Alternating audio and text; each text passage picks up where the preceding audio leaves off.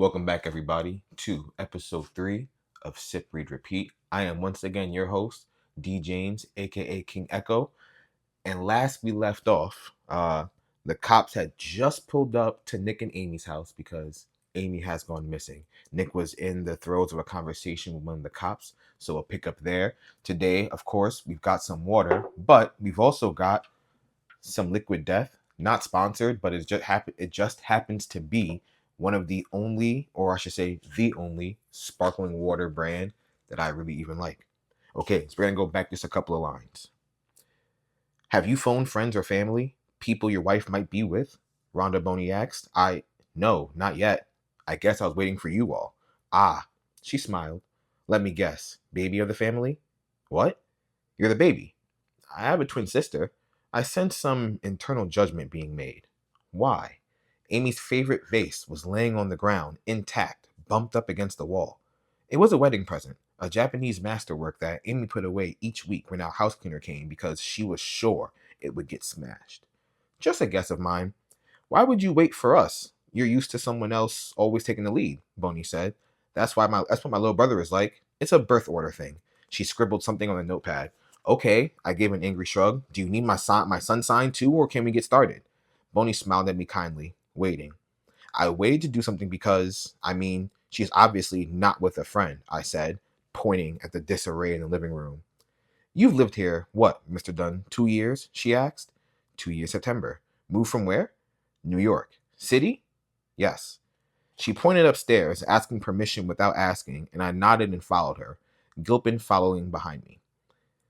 I was a writer there, I blurted out before I could stop myself. Even now, 2 years back here, and I couldn't bear for someone to think that this was my only life. Boney, sounds impressive. Gilpin, of what? I timed my answer to my stair climbing. I wrote a magazine, step. I wrote about pop culture, step. For a men's magazine, step.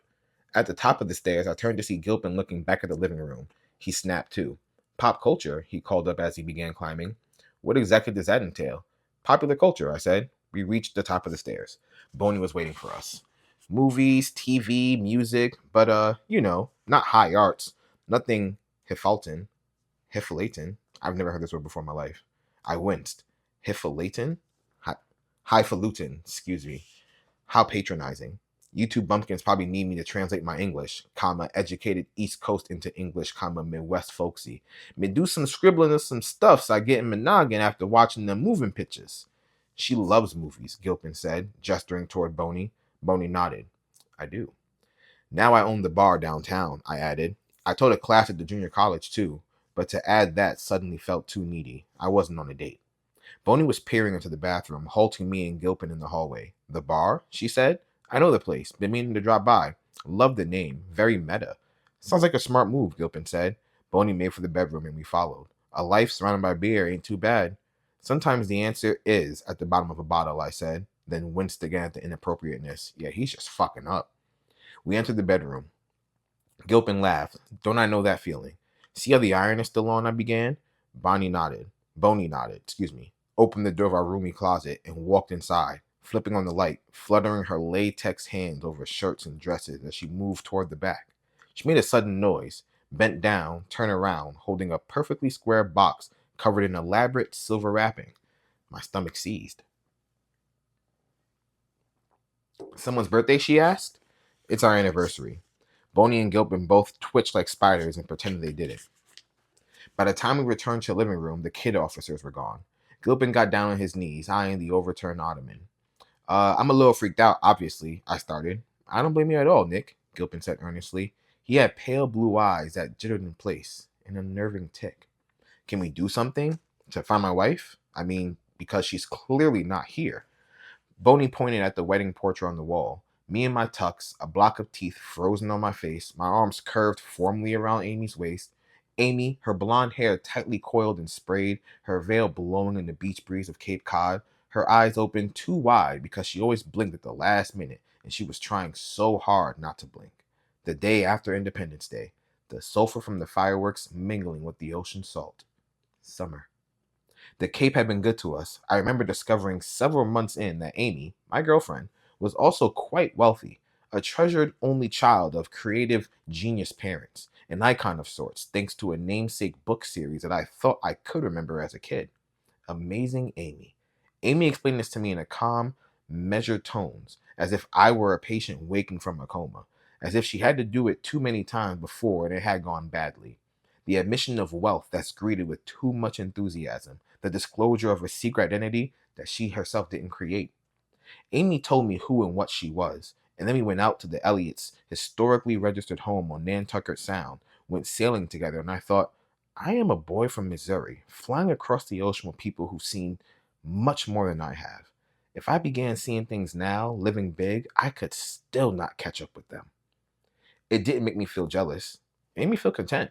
I never aspired to wealth or fame. I was not raised by big dreamer parents who pictured their child as a future president. I was raised by pragmatic parents who pictured their child as a future office worker of some sort, making a living of some sort. To me, it was heady enough to be in the Elliots' proximity, to skim across the Atlantic and return to a plushy restored home built in 1822 by a whaling captain, and there to prepare and eat meals of organic, healthful foods whose names I didn't know how to pronounce. Quinoa. I remember thinking quinoa was a kind of fish. I remember the first time I saw quinoa, I pronounced it quinoa for the longest time, for at least a year. I know better now. So we married on the beach on a deep blue summer day, ate and drank under a white tent that billowed like a sail, and a few hours in, I sneaked Amy off into the dark toward the waves because I was feeling so unreal. I believed I had become merely a shimmer. The chilly mist on my skin pulled me back. Amy pulled me back toward the golden glow of the tent, where the gods were feasting. Everything ambrosia. Our whole courtship was just like that. Boney leaned in to examine Amy. Your wife is very pretty. She is. She's beautiful, I said, and felt my stomach lilt. What anniversary today? She asked. 5. I was jittering from one foot to another, wanting to do something. I didn't want him to discuss how lovely my wife was. I wanted him to go out and search for my fucking wife. I didn't say this out loud, though. I often don't say things out loud, even when I should. I contain and compartmentalize to a disturbing degree. Felt that. In my belly basement are hundreds of bottles of rage, despair, fear, but you'd never guess from looking at me. 5. Big one. Let me guess. Reservations at Houston's? Gilpin asked. It was the only upscale restaurant in town. You all really need to try Houston, my mom had said when we moved back, thinking it was Carthage's unique little secret, hoping it might please my wife. Of course, Houston. It was my 5th lie to the police. I was just starting. Amy Elliott Dunne, July 5th, 2008. Diary entry. I am fat with love, husky with adore, morbidly obese with devotion, a happy, busy bumblebee of marital enthusiasm. I positively hum around him, fussing and fixing. I have become a strange thing. I have become a wife. I find myself steering the ship of conversations bulkily, unnaturally, just so I can say his name aloud. I have become a wife. I have become a bore. I have been asked to forfeit my independent young feminist card. I don't care. I balance his checkbook. I trim his hair. I've gotten so retro. At one point, I will probably use the word pocketbook, shuffling out the door in my swinging tweed coat with my lips painted red on the way to the beauty parlor. Nothing bothers me. Everything seems like it will turn out fine. Every bother transformed into an amusing story to be told over dinner. So I killed a hobo today, honey. Ha ha ha ha ha. Ah, we have fun. Nick is like a good stiff drink. He gives everything the correct perspective. Not a different perspective, the correct perspective. With Nick, I realize it actually truly doesn't matter if the electricity bill is a few days late, if my latest quiz turns out to be a little lame. My most recent, I'm not joking. What kind of tree would you be? Me. I'm an apple tree. That means nothing. It doesn't matter if the new Amazing Amy book has been well and dully scorched. The reviews vicious, the sales a stunning plummet after a limp start. It doesn't matter what color I paint our room, or how late traffic makes me, or whether our recycling really truly does get recycled. Just level with me, New York. Does it? It doesn't matter because I have found my match. It's Nick, laid back and calm, smart and fun and uncomplicated, untortured, happy, nice, big penis. All the stuff I don't like about myself has been pushed to the back of my brain. Maybe that is what I like best about him, the way he makes me. Not makes me feel, just makes me. I am fun. I am playful. I am game. I feel naturally happy and entirely satisfied. I am a wife. It's weird to say those words. Me and you both. Seriously, about the recycling. New York. Come on, just a wink. We do silly things. Like last weekend, we drove to Delaware because neither of us have ever had sex in Delaware. Let me set the scene because now it really is for posterity. We cross the state line, welcome to Delaware, the sign says, and also small wonder, and also the first state, and also home of tax free shopping. Delaware, a state of many rich identities. I point Nick down the first dirt road I see, and we rumble 5 minutes until we hit pine trees on all sides. We don't speak. He pushes his seat back. I pull up my skirt. I am not wearing undies. I can see his mouth turn down and his face go slack. The drug determined look he gets when he's turned on. I climb atop him, my back to him facing the windshield. I'm pressed against the steering wheel, and as we move together, the horn emits tiny bleats that mimic me, and my hand makes a smearing noise as I press against the steering or the windshield. Nick and I can come anywhere. Neither of us get stage fright. It's something we're both rather proud of. Then we drive right back home. I eat beef jerky and ride, I ride with my bare feet on the dashboard. If you're ever in my car, don't put your fucking feet on my dash. We love our house, the house that amazing Amy built. A Brooklyn brownstone my parents bought for us, right on the promenade, with the big widescreen view of Manhattan. It's extravagant. It makes me feel guilty, but it's perfect. I battle the spoiled rich girl vibe where I can. Lots of DIY. We painted the walls ourselves over 2 weekends, spring green and pale yellow and velvety blue. In theory, none of the colors turned out like we thought they would, but we pretend to like them anyway. We fill our home with knickknacks from flea markets. We buy records for Nick's record player. Last night we sat on the old Persian rug, drinking wine and listening to the vinyl scratches as the sky went dark and Manhattan switched on. And Nick said, "This is how I always pictured it. This is exactly how I pictured it." On weekends, we talk to each other under 4 layers of bedding, our faces warm under a sunlit yellow comforter. Even the floorboards are cheerful.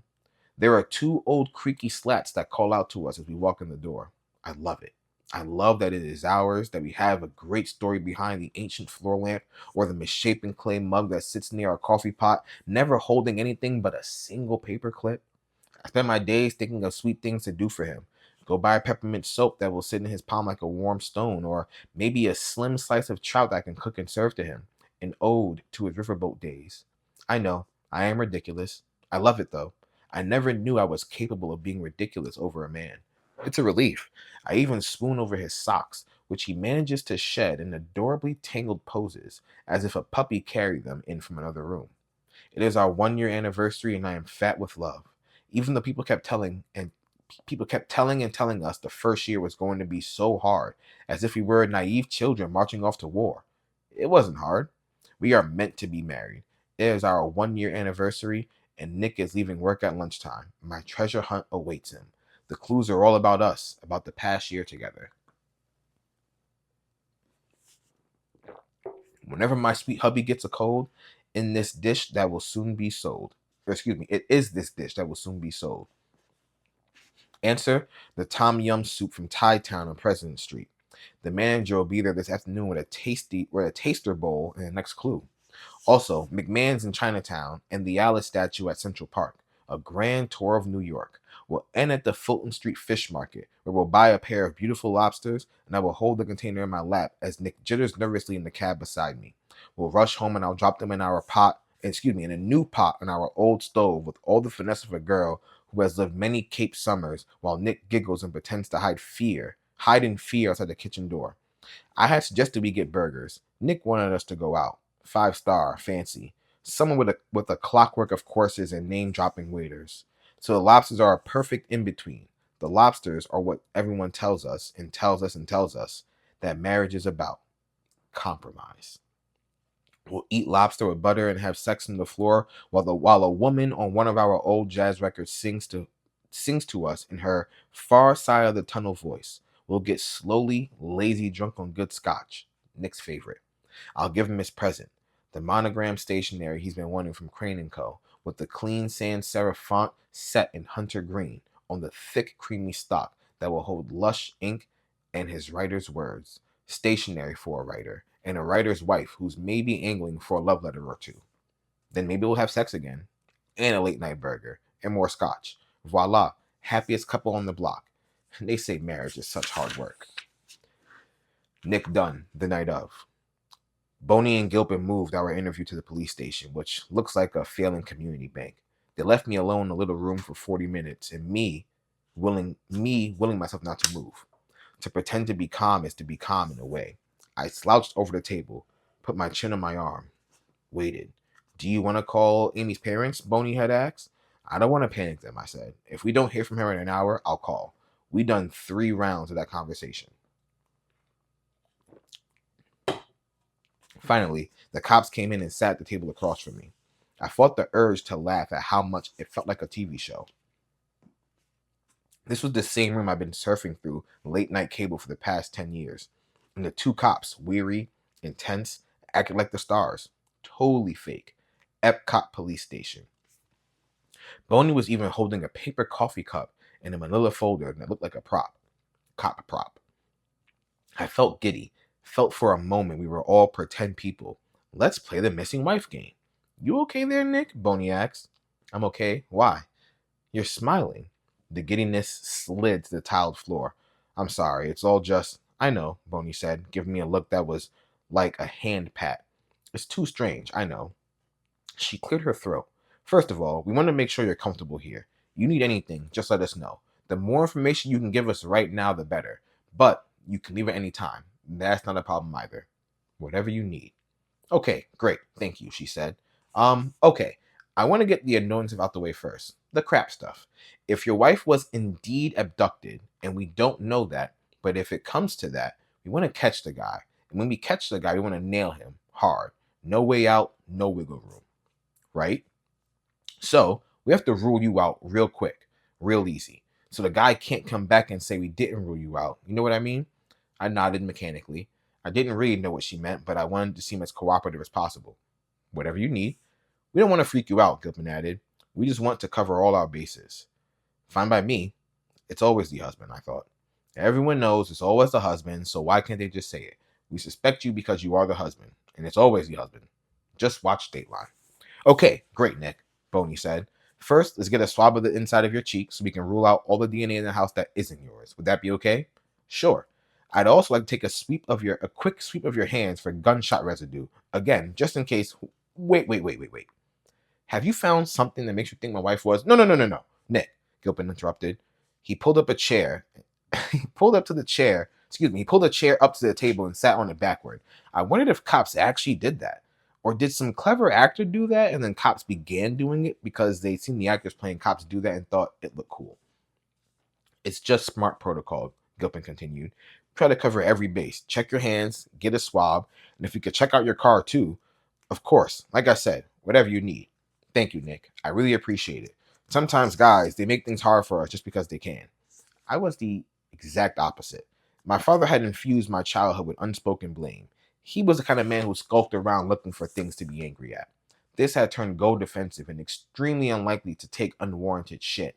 It had turned me into a knee-jerk suck-up to authority. Mom, dad, teachers, whatever makes your job easier, sir or madam. I craved a constant stream of approval. You'd literally lie, cheat, and steal. Hell, kill to convince people you are a good guy, Go once said. We were in line for knishes at Yona Schmill's, not far from Go's old New York apartment. That's how well I remember the moment. And I lost my appetite because it was so completely true, and I'd never realized it. And even as she was saying it, I thought, I will never forget this. This is one of those moments that will be lodged in my brain forever. We made small talk, the cops and I, about the July 4th fireworks and the weather, while my hands were tested for gun residue and the slick inside of my cheek was cotton tip, pretending it was normal, a trip to the dentist. When it was done, Boney put another cup of coffee in front of me, squeezed my shoulder. I'm sorry about that. Worst part of the job. You think you're up for a few questions now? It'd really help us. Yes, definitely. Fire it away. She placed a slim digital recorder on the table in front of me. You mind? This way we won't have to answer the same questions over and over and over. She wanted to tape me so I'd be nailed to one story. I should call a lawyer, I thought, but only guilty people need lawyers, so I nodded. No problem. So, Amy, Boney said, you two been living here long? Just about 2 years. And she's originally from New York City. Yes. She work? Got a job? Gilpin said. No. She used to write personality quizzes. The detective stopped to look. Quizzes? For teen magazines, women magazines, I said. You know, are you the jealous type? Take our quiz and find out. Do guys find you too intimidating? Take our quiz and find out. Very cool. I love those, Boney said. I didn't know this was an actual job, writing those, like a career. Well, it's not anymore. The internet is packed with quizzes for free. Amy's were smarter. She had a master's in psychology. Has a master's in psychology. I guffawed uncomfortably at my gaffe. But smart can't beat free. Then what? I shrugged. Then we moved back here. She's just kind of staying at home right now. Oh, you guys got kids then? Boney chirped, as if she had discovered good news. No. Oh, so then what does she do most days? That was my question, too. Amy was once a woman who did a little of everything all the time. When we moved in together, she'd made an intense study of French cooking, displaying her hyper-quick knife skills, and it inspired both bourgeois. Whatever. For her 34th birthday, we flew to Barcelona, and she stunned me by rolling off trills of conversational Spanish, learned in months of secret lessons.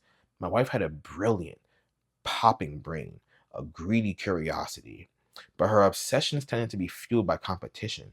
She needed to dazzle men and jealousify women.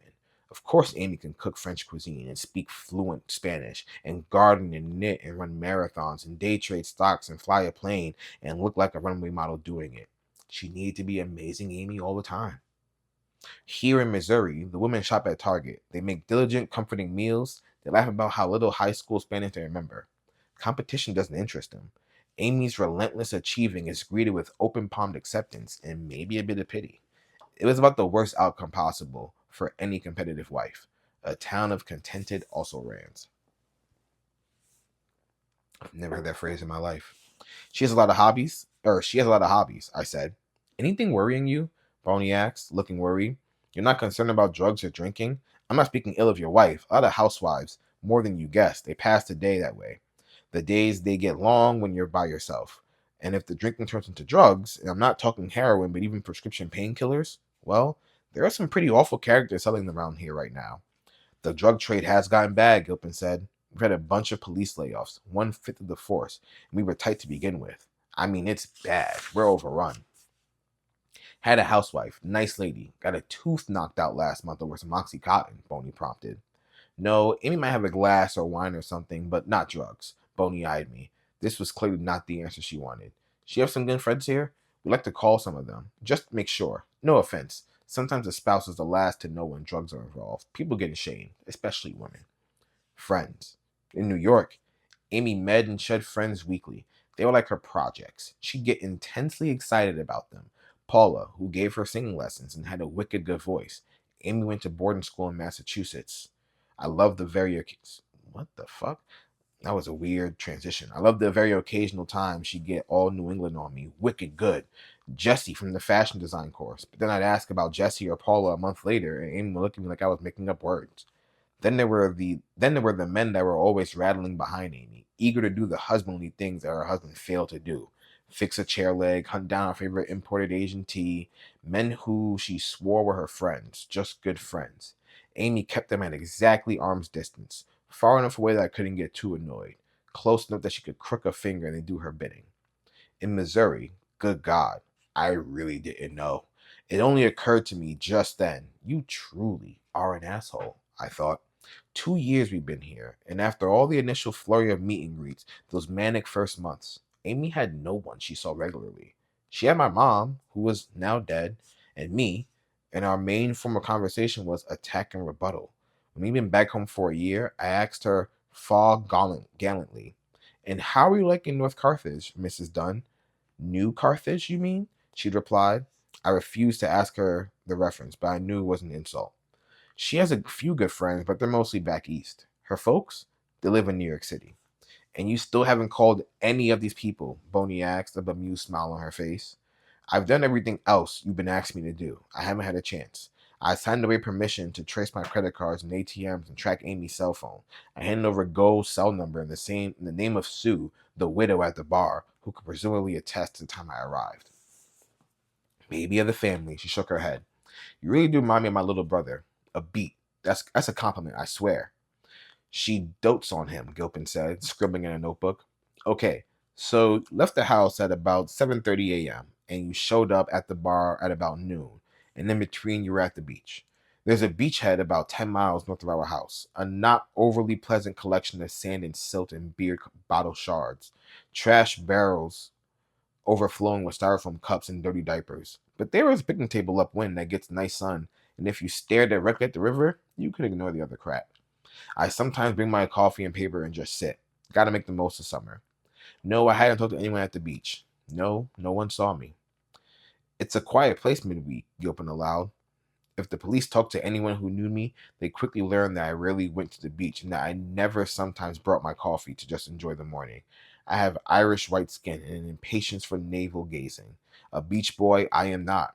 I told the police that because I had an Amy's idea for me to go sit in a spot where I could be alone and watch the river I loved and ponder our life together. She said that to me this morning, after we'd eaten our crepes. She leaned forward on the table and said, I know we are having a tough time. I still love you so much, Nick, and I know I have a lot of things to work on. I want to be a good wife to you, and I want you to be my husband and be happy, but you need to decide what you want. She clearly been practicing that speech. She smiled proudly as she said it. And even as my wife was offering me this kindness, I was thinking, of course she has to stage manage this. She wants the image of me in the wild running river, my hair ruffling in the breeze. I look out into the horizon and ponder our life together. I can't just go to Dunkin' Donut. You need to decide what you want. Unfortunately for Amy, I had decided already. Bonin looked up brightly from her notes. Can you tell me what your wife's blood type is? She asked. No, I don't know. You don't know your wife's blood type? Maybe O, I guess. Boney frowned, then made a drawn-out yoga-like sound. Okay, Nick. Here are things we are doing to help. She listed them. Amy's cell was being monitored, her photos circulated, her credit cards tracked. Known sex offenders in the area were being interviewed. Our sparse neighborhood was being canvassed. Our home phone was tapped in case any ransom calls came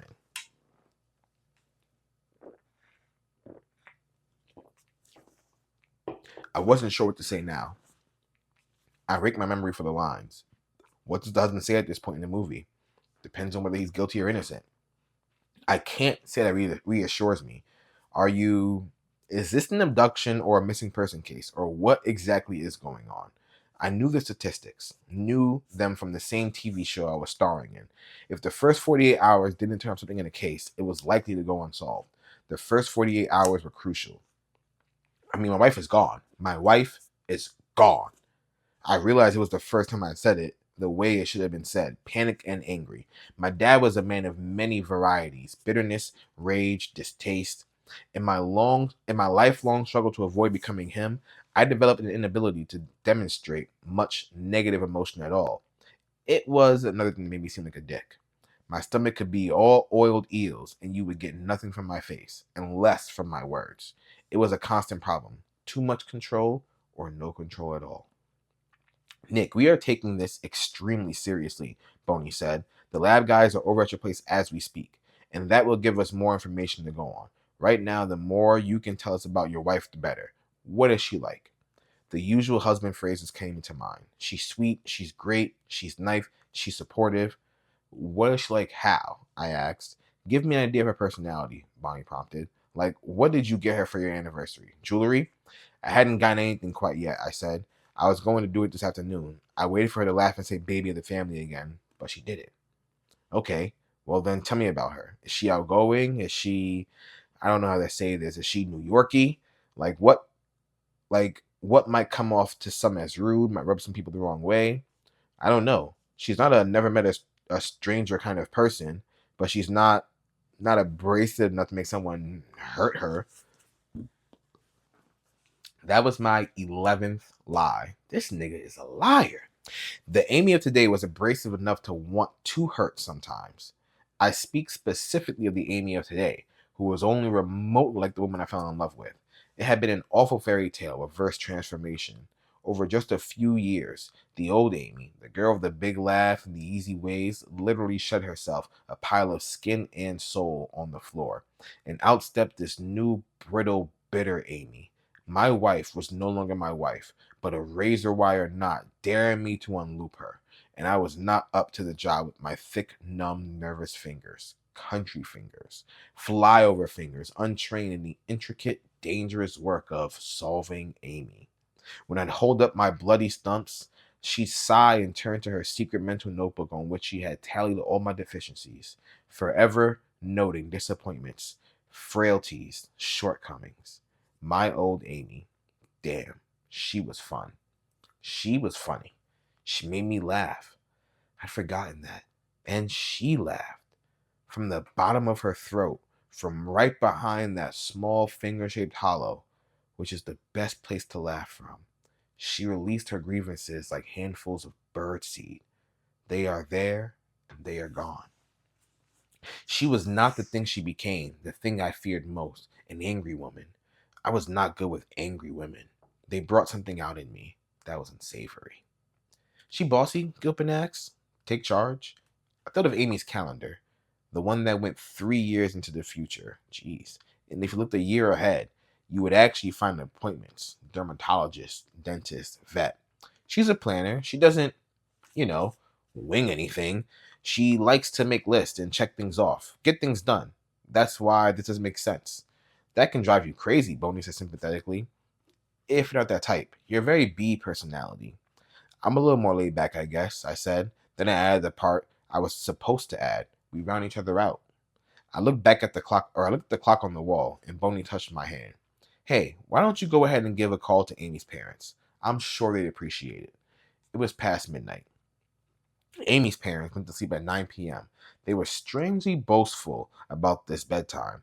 They'd be deep asleep by now, so this would be an urgent middle-of-the-night call. Cells went off at 8:45 always, so Rand Elliott would have to walk from his bed all the way to the end of the hall to pick up the old, heavy phone. He'd be fumbling with his glasses, fussy with the table lamp. He'd be telling himself all the reasons not to worry about a late-night phone call, all the harmless reasons the phone might be ringing. I dialed twice and hung up before I let the call ring through. When I did, it was Mary Beth, not Rand, who answered, her deep voice buzzing my ears. I only got into, Mary Beth, this is Nick, when I lost it. What is it, Nick? I took a deep breath. Is it Amy? Tell me. I'm so sorry. I should have called. Tell me, goddammit. We can't find Amy, I stuttered. You don't find Amy? I don't know. Amy is missing? We don't know that for sure. We're still, since when? We're not sure. I left this morning a little after 7, and you waited till now to call us? I'm sorry. I didn't want to. Jesus Christ. We played tennis tonight. Tennis. And we could have been, my God, are the police involved? We've notified them? I'm at the station right now. Put on whoever's in charge, Nick. Please. Like a kid, I went to fetch Gilpin. My mommy-in-law wants to talk to you. Phoning the Elliots made it official. The emergency. Amy is gone. Was spreading to the outside. I was heading back to the interview room when I heard my father's voice. Sometimes, in particularly shameful moments, I heard his voice in my head. But this was my father's voice here. His words emerged in wet bubbles like something from a rancid bog. Bitch, bitch, bitch. My father, out of his mind, had taken to flinging the word at any woman who even vaguely annoyed him. Bitch, bitch, bitch. I peered inside a conference room, and there he sat on a bench against the wall. He had been a handsome man once, intense and cleft-chinned. Jarringly dreamy was how my aunt had described him. Now he sat muttering at the floor, his blonde hair matted, trousers muddy, an arm scratched, as if he'd fought his way through a thorn bush. A line of spittle glimmered down his chin like a snail's trail, and he was flexing and unflexing his arm muscles that had not yet gone to seed. I never heard that phrase before. A tense female officer sat next to him, her lips in an angry pucker, trying to ignore him. Bitch, bitch, bitch, I told you, bitch. What's going on? I asked her. This is my father. You got a call? What call? To come get your father. To come get your father, she over-enunciated. That's how I said it. As if I were a dumb 10-year-old. My wife is missing. I've been here most of the night. She stared at me, not connecting in the least. I could see her debating whether to sacrifice her leverage and apologize, inquire. Then my father started up again. Bitch, bitch, bitch. And she chose to keep the leverage. Sir, Comfort Hill has been trying to contact you all day. Your father wandered out of a fire exit earlier this morning. He's got a few scratches and scrapes, as you can see, but no damage. We picked him up a few hours ago, walking down River Road, disoriented. We've been trying to reach you. I've been right here, I said. right goddamn next door. How did no one put this together? Bitch, bitch, bitch, said my dad. Sir, please, don't take that tone with me. Bitch, bitch, bitch. Boney ordered an officer, male, to drive my dad back to the home so I could finish up with them. We stood in the stairs outside the police station, watched him get settled into the car, still muttering. The entire time, he never registered my presence. When they drove off, he didn't even look back. You guys not close? She asked. We are the definition of not close.